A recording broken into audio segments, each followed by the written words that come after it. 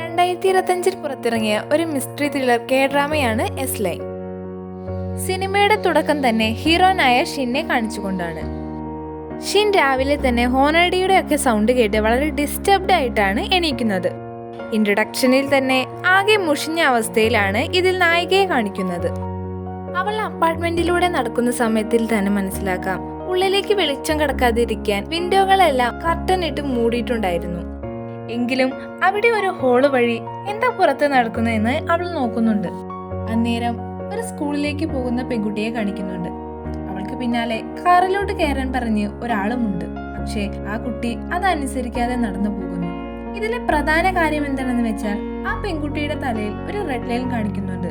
പക്ഷേ ആ കാർ ഓടിക്കുന്ന ആളുടെ തലയിൽ ഒരുപാട് റെഡ് ലൈൻ കാണിക്കുന്നുണ്ട്.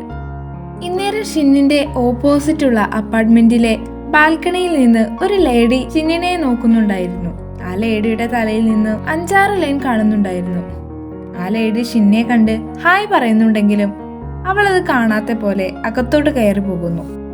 ഇതിലെ ഈ റെഡ് ലൈൻ എന്താണെന്ന് വെച്ചാൽ, ഒരാളുടെ തലയ്ക്ക് മുകളിൽ ഒരു റെഡ് ലൈൻ ആണ് കാണിക്കുന്നത് എങ്കിൽ അയാൾക്ക് ആരോ ഒരാളുമായി ഫിസിക്കൽ റിലേഷൻ ഉണ്ടെന്നാണ്.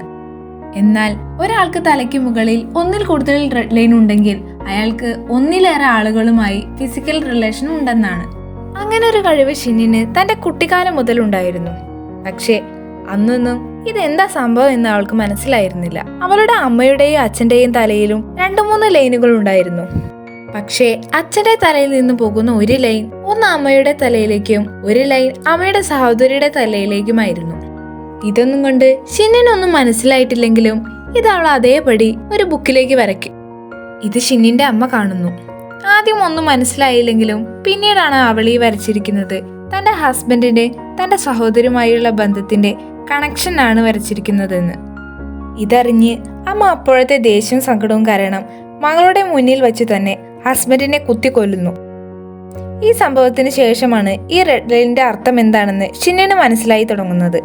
ഇതോടുകൂടി അവരുടെ കുടുംബം തകരുന്നു.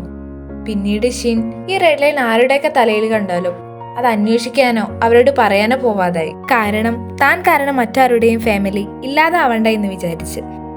ഇങ്ങനെ ഒരു കഴിവുള്ളതിനാൽ ഒരു സമാധാനവും സന്തോഷവും ഇല്ലാത്ത ആ ജീവിതം അവസാനിപ്പിക്കാൻ വരെ ഷിൻ ട്രൈ ചെയ്തിട്ടുണ്ട്. പക്ഷേ അതൊന്നും വർക്കൗട്ടായില്ല.